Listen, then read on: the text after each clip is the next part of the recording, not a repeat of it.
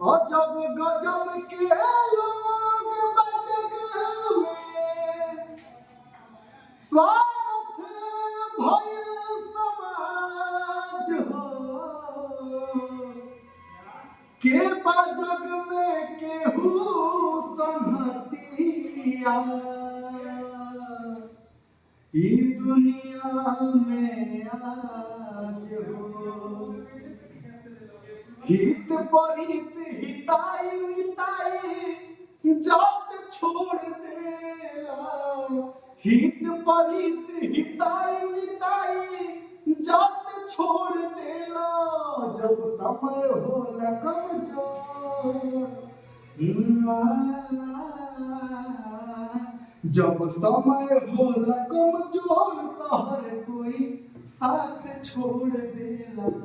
जब समय होला कमजोर तहर कोई साथ छोड़ देला बनला के 10 गो साथी बिगड़ला के कोई ना आपन बनैबो जे केहू हो तोहार होई ना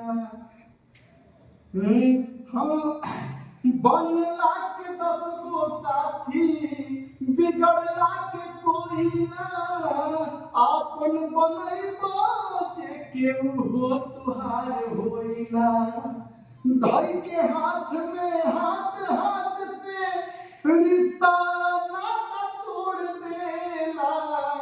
धई के हाथ में हाथ हाथ से रिश्ता नाता तोड़ देला जब समय होला कमजोर